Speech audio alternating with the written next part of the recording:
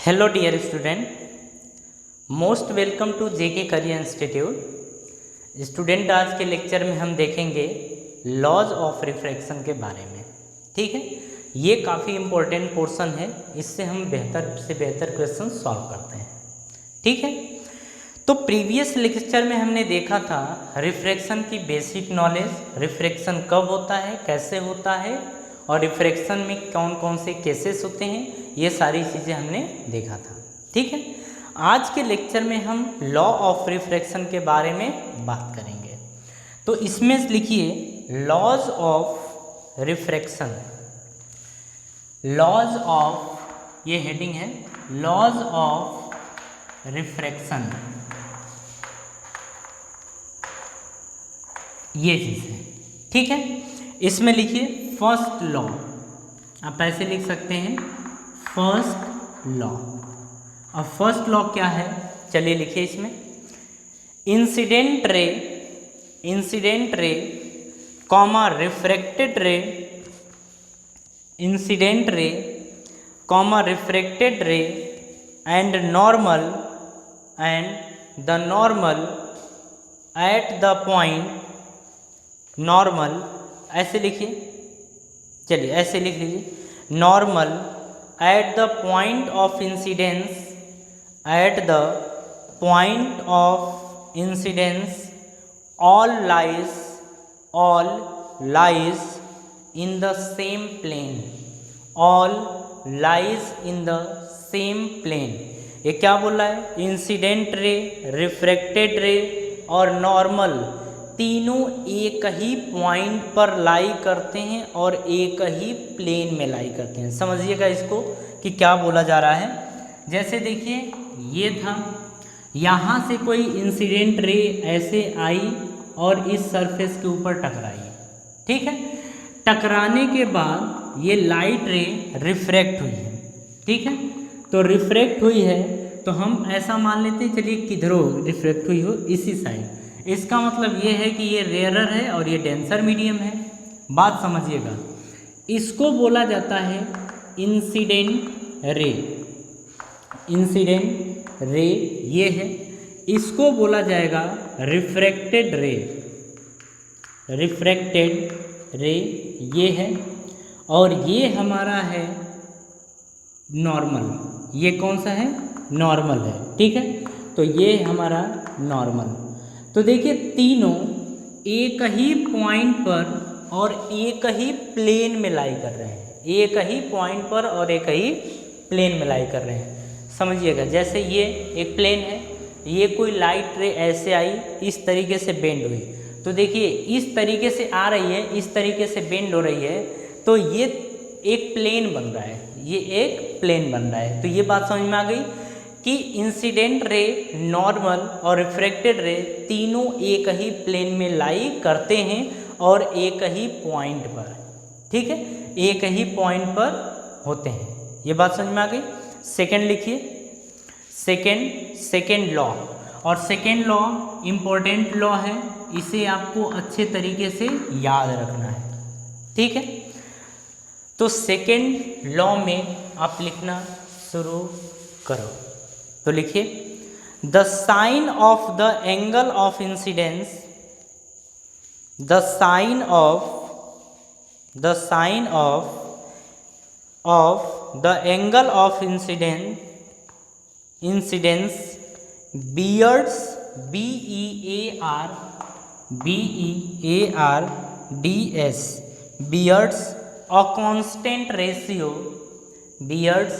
constant ratio with the sine angle of refraction, with the sine angle of refraction।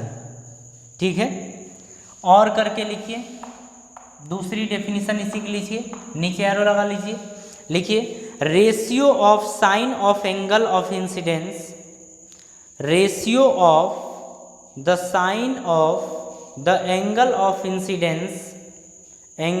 Incidence, bracket में I लिख लीजिएगा, angle of incidence bracket में I लिखिएगा, to the angle of refraction, to the angle of refraction is always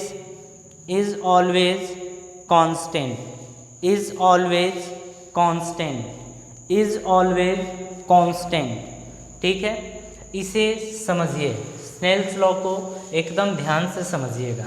ठीक है, जैसे देखिए कोई लाइट रे है, ये आ रही है, नॉर्मल है, नॉर्मल से ये इधर की तरफ बेंड हो जा रही है। ठीक है, ये हमारा आई होता है और ये हमारा आर होता है। बात समझ में आ रही है? तो इसे बोला जाता है इंसिडेंट रे, इसे बोला जाता है रिफ्रैक्टेड रे। यहाँ का रिफ्रैक्टिव इंडेक्स n1 है, यहाँ का रिफ्रैक्टिव इंडेक्स n2 है। तो यहाँ पे स्नेल ने बोला था, स्नेल्स लॉ के अकॉर्डिंग हम ये देखते थे, इन्होंने बोला था कि जो साइन आई और साइन आर का जो रेशियो होता है, मतलब साइन आई और साइन आर का जो रेशियो होता है वो कांस्टेंट होता है। ठीक है, स्नेल ने ये बोला था कि इनका रेशियो कैसा होता है, कांस्टेंट होता है। तो ये बात समझ में आ गई। और एक बात और इसमें होती है कि कांस्टेंट तो होता है लेकिन n2/n1 के बराबर होता है, n2/n1 के बराबर होता है। ठीक है, अच्छा n2/n1 को क्या हम n21 लिख सकते हैं? बिल्कुल, प्रीवियस लेक्चर में देखा था कि अगर refractive index of second medium with respect to first medium है तो इसको हम n2/n1 भी लिख सकते हैं। ठीक है, तो स्नेल्स लॉ में आप याद रखिए, याद क्या रखना है कि साइन आई और upon sine R is equals to होता है n2/n1। ठीक है, अच्छा इससे प्रॉपर एकदम अच्छे तरीके से याद रखिएगा और इसको एकदम बेहतर सिंपल तरीका याद रखने का क्या है वो देखिए। इसका इसमें मल्टीप्लाई कर दीजिए, इसका इसमें मल्टीप्लाई कर दीजिए। तो जब इसका इसमें मल्टीप्लाई आप करेंगे तो आएगा n1 sine I is equals to n2 sine R, ये आएगा। ठीक है, तो ये बहुत सिंपल तरीका होता है याद रखने का, तो याद इसे रखिएगा। ठीक है, तो इसे क्या करेंगे, रट्टा मार ले। ठीक है, ये अब देखिए कैसे, यहाँ पे साइन आई इंटू n1, यहाँ पे साइन आर इंटू n2, दोनों आपस में क्या हो जाएंगे, बराबर हो जाएंगे। यही होता है स्नेल्स लॉ। ठीक है, याद हो जाएगा, अच्छे तरीके से देख लीजिए और इसे याद कर लीजिए। ठीक है, अच्छा स्नेल्स लॉ हमने ये तो देख लिया। अब इसमें देखिए इसी चीज़ को और हम कैसे लिख सकते हैं ये भी एक बार देख लेते हैं। तो देखिए पूरा का पूरा हम फॉर्मूला लिख ले रहे हैं, ठीक है, और उसे रट्टा भी मार ले रहे हैं। तो देखिए यहाँ पे हमें ये पता है कि अगर n2 1 है तो इसे हम लिख सकते हैं n2/n1, और इसे हम लिख सकते हैं v1/v2, मतलब speed of light in first medium, speed of light in second medium, यही है।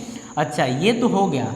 अब देखिए तो लिखना पड़े अगर कि sine I upon sine R, तो इसे हम क्या ऐसे लिख सकते हैं कि n2/n1 बिल्कुल लिख सकते हैं, इज इक्वल्स टू v1/v2, ये भी लिख सकते हैं। ठीक है, तो स्नेल्स लॉ में आप ये बात भी ध्यान रखिएगा। ठीक है, ये याद रख लीजिएगा। इसे हम लिखें कि समझ जाएंगे, तो लिख लीजिए इसे।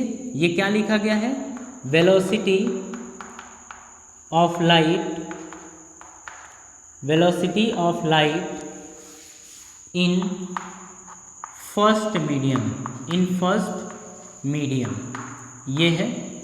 अब देखिए अपॉन में है velocity of light in second medium. ठीक है, अच्छे तरीके से इसको कॉपी कर लीजिए, कॉपी कर लेंगे।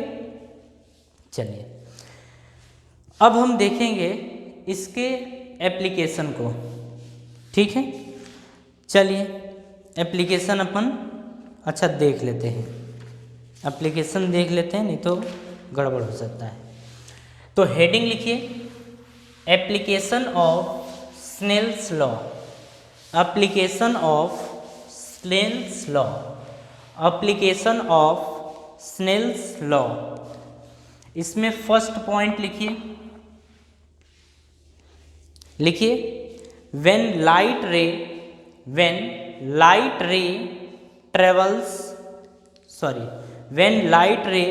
passes from rarer medium to denser medium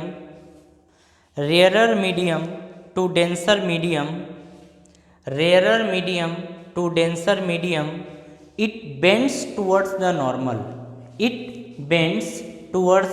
normal।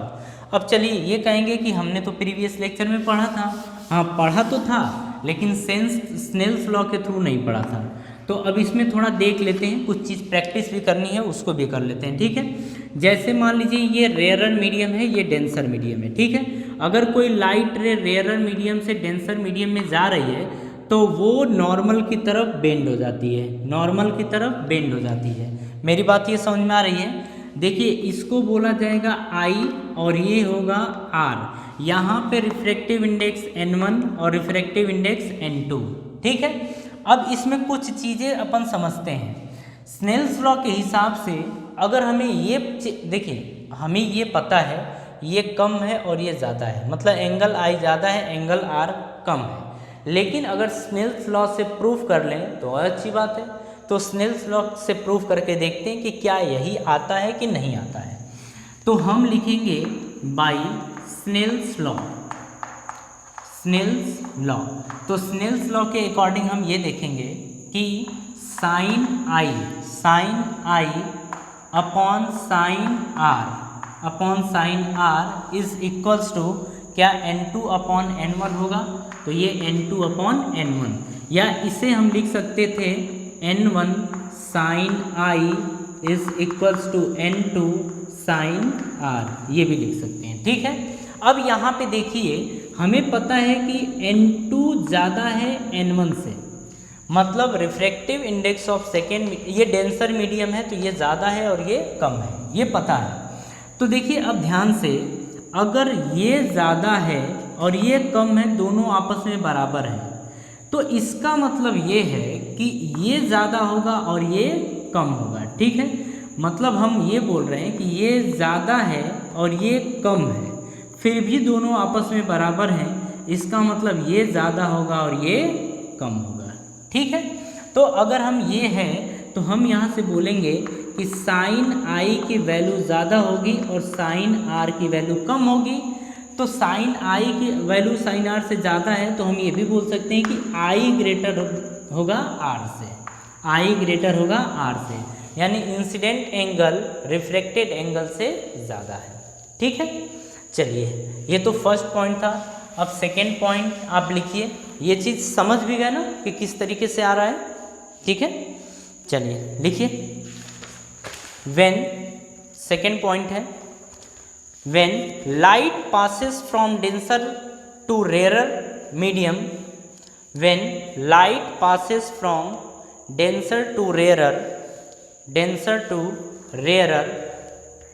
it bends away from the normal, ठीक है। it bends away from the normal, ये चीज़ देखिए। अब हम बात कर रहे हैं सेकेंड पॉइंट की। तो जैसे ये डेंसर है और ये रेयरर है, ठीक है। तो अगर कोई लाइट रे आ रही है डेंसर मीडियम से रेयरर मीडियम में, तो ये नॉर्मल से दूर हट जाती है, ठीक है। ये एंगल ऑफ इंसिडेंस है, ये एंगल ऑफ रिफ्रैक्शन है, ठीक है। ये है, यहाँ पे ये N1 है और ये N2 है। अब हम लिखेंगे स्नेल्स लॉ से, तो स्नेल्स लॉ के अकॉर्डिंग ये आएगा। फिर यहाँ से हम लिखेंगे N1 sine R is equals to N1 sine I is equals to N2 sine R, ठीक है। यहाँ पे अब देखते हैं कि ये N1 क्या है डेंसर मीडियम में, तो हम बोलेंगे कि N1 की वैल्यू ज़्यादा है एज कंपेयर टू N2, ये दिया है, ये ठीक है। तो देखिए यहाँ पे ये ज़्यादा है और ये कम है, और दोनों आपस में बराबर हैं, इसका मतलब ये कम होगा और ये ज़्यादा होगा। यानी कि हम बोलेंगे कि sine r is greater than sine i, ये हम बोलेंगे। तो जब साइन आर और आई, साइन आई से साइन आर बड़ा है, इसका मतलब आर बड़ा होगा आई से। ठीक है, ये प्रूफ होता है स्नेल्स लॉ से, और ये हमने देखा भी है कि जब ये डेंसर से रेयर मीडियम में आती है तो ये नॉर्मल से दूर हट जाती है, मतलब आर की वैल्यू ज़्यादा होती है और आई की वैल्यू कम होती है। क्यों कम होती है और क्यों कम ज़्यादा होती है, ये प्रूफ होता है स्नेल्स लॉ से। तो आप सबको ये बात समझ में आ गई, ठीक है, कि स्नेल्स लॉ का यूज़ हम किस तरीके से करते हैं, सारी चीज़ें ठीक हैं। चलिए अब देखिए, इसके बाद हम बात करेंगे, तो इसके बाद आएगा न्यूमेरिकल। ठीक है, तो स्नेल्स लॉ पे बेस्ड न्यूमेरिकल जो भी रहेगा वो हम नेक्स्ट लेक्चर में करेंगे। ठीक है, तो स्नेल्स लॉ को आप सभी लोग अच्छे तरीके से रट्टा मार लीजिएगा। ठीक है, स्नेल्स लॉ बहुत ही इम्पोर्टेंट पोर्शन होता है, इस पे बेस्ड क्वेश्चन जो भी आएंगे आराम से हो जाते हैं। ठीक है, और ये थ्योरी बार बार एग्ज़ाम में पूछी भी जाती है, तो इसीलिए स्नेल्स लॉ यानी आज का लेक्चर जो था वो इम्पोर्टेंट लेक्चर है। इस लेक्चर को आप लोग सभी लोग अच्छे तरीके से देख लीजिएगा और जो भी चीज़ें अच्छे तरीके से रट्टा मार लीजिएगा। ठीक है, तो मिलते हैं नेक्स्ट लेक्चर में एक नए टॉपिक के साथ। तो आज के लिए इतना ही और थैंक यू।